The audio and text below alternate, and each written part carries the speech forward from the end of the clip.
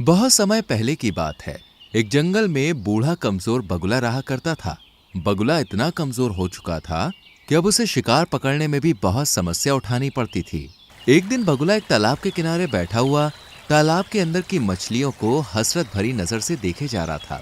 तभी एक मछली बगुले को देखकर बोली, क्या बात है बगुला भगत, इतनी गौर से क्या देख रहे हो? मैं 2 दिन से भूखा हूँ। कमजोर होने के कारण मैं कोई शिकार नहीं पकड़ पा रहा। इस संसार में जो भी जन्म लेता है उसे 3 दौर से गुजरना ही पड़ता है, बचपन, जवानी और बुढ़ापा। तुम अपने जीवन के 2 दौर देख चुके हो, अब तीसरे का भी आनंद उठाओ। ये सुनकर बगुला क्रोधित होते हुए उस मछली से बोला, तुम अपने आप को समझती क्या हो? जब मैं जवान था तब किसी मछली की मुझसे बात करने की हिम्मत नहीं होती थी। लेकिन अब तुम जवान नहीं हो, अब जवान मैं हूँ। तुम हंसकर मेरा मजाक उड़ा रही हो? तुम इसी काबिल हो बगुले भगत। मैंने तुम्हारे चर्चे अपनी माँ और अपनी दादी से सुने हैं। जब तुम जवान थे तब तुम बहुत ही बुरे स्वभाव के थे। अब तुम बूढ़े हो चुके हो, इसलिए तुम्हारा मजाक उड़ाकर मैं तुमसे अपने पूर्वजों के साथ किए गए दुर्व्यवहार का बदला ले रही हूँ। बस इतना बोलकर मछली बगुले का मजाक उड़ाती हुई वहां से चली गई। बगुला उदास होकर जाती हुई मछली को देखकर अपने आप से बोला, काश मैं जवान होता तो इस स्वादिष्ट मछली को जरूर खाता। मगर बगुला नहीं जानता था कि इस दृश्य को दूर से एक कबूतर बैठा हुआ देख रहा था। कबूतर तुरंत उड़ता हुआ मीनू मौसी और रानू चिड़िया के पास जा पहुंचा और उन दोनों की ओर देखकर बोला, जब से मैंने बगुले का हाल देखा है तब से तो मुझे बुढ़ापे से डर लगने लगा है। रानू चिड़िया चौंकती हुई बोली, तुम कहना क्या चाहते हो? रानू, आज मैंने तालाब के किनारे एक बूढ़े बगुले को देखा। मैंने देखा कि किस तरह से एक मछली उसके बुढ़ापे का मजाक उड़ाती हुई वहां से चली गई। वो बेचारा बगुला 2 दिन से भूखा है। कबूतर की बात सुनकर रानू चिड़िया उदास होती हुई मीनू मौसी की ओर देखकर बोली, मीनू मौसी, क्या हम भी जब बूढ़े हो जाएंगे तो क्या हमारा भी हाल बगुले की तरह होगा? नहीं रानू, ऐसा कुछ नहीं होगा, क्योंकि हम सभी अपने बुढ़ापे का इंतजाम करके चलेंगे।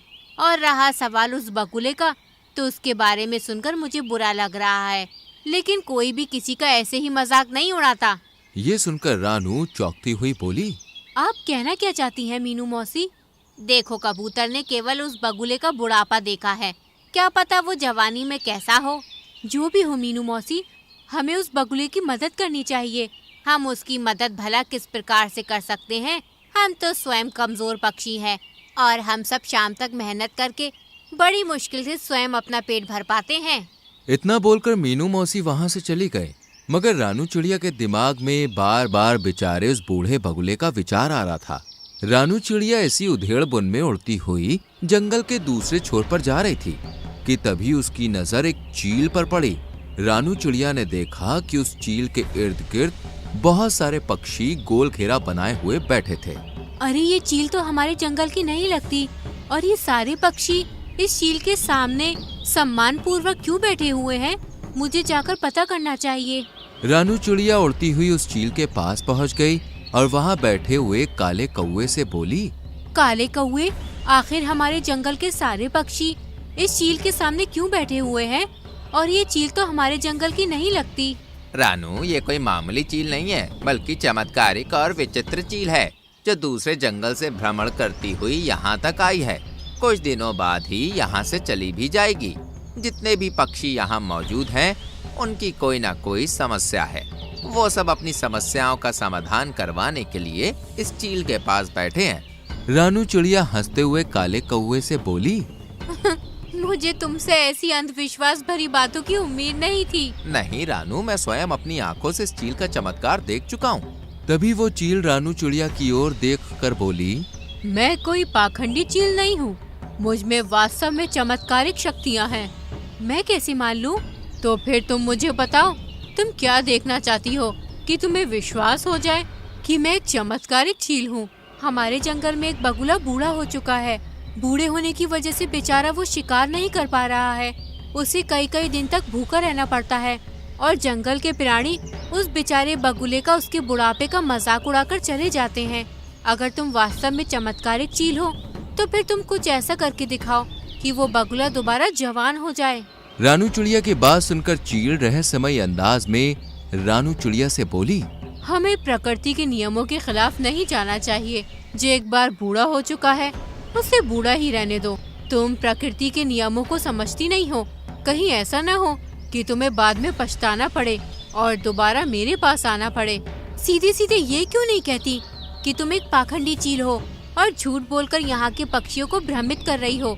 रानू चिड़िया की बात सुनकर चील क्रोधित होती हुई बोली, ठीक है, अगर तुम यही चाहती हो तो यही सही। इतना बोलकर उस चील ने जमीन में रखा हुआ एक दाना रानू चिड़िया के पास फेंक दिया और रानू चिड़िया से बोली, ये एक चमत्कारिक शक्तियों का अभिमंत्रित किया हुआ दाना है। जाओ जाकर इस दाने को उस बगुले को खिला दो। वो बगुला जवान हो जाएगा, उसके अंदर जवानी जैसी ही शक्तियाँ आ जाएंगी। चील की बात सुनकर रानू चिड़िया उस दाने को उठाकर तुरंत उस तालाब के किनारे बैठी हुई बगुले के पास पहुंच गई और उसे सारी घटना बताते हुए बोली, जब मुझे कबूतर ने तुम्हारे बारे में बताया तब मुझे तुम्हारे लिए बहुत बुरा लगा, इसलिए मैं तुम्हारे लिए चमत्कारिक दाना लाई हूँ। तुम जैसे ही इस दाने को खाओगे दोबारा जवान हो जाओगे। फिर तुम्हें भूखा नहीं रहना पड़ेगा और ना ही कोई तुम्हारा मजाक उड़ाएगा। चील की बात सुनकर बगुला खुश होते हुए रानू चिड़िया से बोला, तुम तो वाकई बहुत अच्छी हो रानू, मैं इस दाने को जरूर खाऊंगा। जैसे ही बगुले ने विचित्र चमत्कारिक दाने को खाया वो दोबारा से जवान हो गया। बगुले के दोबारा जवान होते ही रानू चिड़िया खुश होती हुई वहां से चली गई। रानू चिड़िया के जाते ही बगुला अपने आप से बड़े ही घमंडी अंदाज में बोला, अब तो मैं दोबारा जवान हो गया हूँ, अब मैं इस तालाब की सारी मछलियों को खा जाऊंगा। तभी बगुले की नजर एक सुंदर मछली पर पड़ी। बगुले ने बड़ी ही बेदर्दी से उस सुंदर मछली को अपनी चोंच से दबोच लिया। सुंदर मछली बगुले से बोली, मुझे छोड़ दो। नहीं, तुम तो मेरा भोजन हो और केवल तुम ही नहीं बल्कि तालाब में रहने वाली सभी मछलियां मेरा भोजन है, मैं सबको खा जाऊंगा। बगुले ने उस मछली को मार दिया और उसे बड़े ही शौक से खाने लगा। शाम तक बगुले ने तालाब की आधी मछलियां समाप्त कर दी। जो मछलियां उसे स्वादिष्ट लगती वो उसे खा जाता और जिन मछलियों में उसे स्वाद नहीं लगता तालाब के किनारे उन्हें फेंक देता और वो मछलियां तड़प तड़प कर मर जाती। अगले दिन कबूतर अपने पुत्र जो कि एक बच्चा था उसके साथ वहां से गुजर रहा था। कबूतर अपने पुत्र को उड़ना सिखा रहा था। तभी उसकी नजर बगुले पर पड़ी जो कि जवान हो चुका था। कबूतर अपने बेटे के साथ तुरंत उस बगुले के नजदीक पहुंच गया। तुम्हें जवान देखकर मुझे बहुत ही अच्छा लग रहा है। तभी कबूतर की नजर वहां मरी हुई मछलियों पर पड़ी। ये तो तालाब की मछलियां हैं। बगुला उदासी से कबूतर से बोला, पता नहीं कल रात क्या हुआ, सारी मछलियां तालाब से बाहर आ गईं और अपने आप तड़पते तड़पते मर गईं। ये तो बहुत बुरा हुआ। वैसे भी मछलियां तुम्हारा बहुत मजाक उड़ाती थीं। अच्छा सुनो, मुझे एक बहुत ज़रूरी काम है और ये मेरा छोटा बेटा है, मैं इसे उड़ना सिखा रहा हूँ। क्या तुम कुछ देर के लिए इसका ख्याल रख सकते हो? हाँ हाँ, क्यों नहीं, तुम आराम से जाओ और अपना काम समाप्त करके आना, तब तक मैं तुम्हारे बेटे का ख्याल रखूंगा। कबूतर वहां से चला गया। बगुला कबूतर के उस नन्हे बच्चे को गौर से देखने लगा। सच तो ये था कि उसके मुंह में पानी आ रहा था। वो मन ही मन में बोला, जब मैं जवान था तब मैं कबूतरों का मांस बड़े ही शौक से खाया करता था। कबूतर का मांस मेरा पसंदीदा मांस था। खैर कोई बात नहीं, अब मैं दोबारा जवान हो गया हूँ, क्यों ना मैं इस कबूतर के बच्चे का मांस चख लूं। तभी वो कबूतर का बच्चा बड़ी मासूमियत से बगुले से बोला, क्या हुआ, आप मुझे इतनी गौर से क्यों देख रही हैं? तुम्हें देखकर मेरी भूख और बढ़ती जा रही है। इतना कहकर बगुले ने अपनी चोंच से उस कबूतर के बच्चे को बड़ी ही बेदर्दी से मार दिया और उसे खा गया।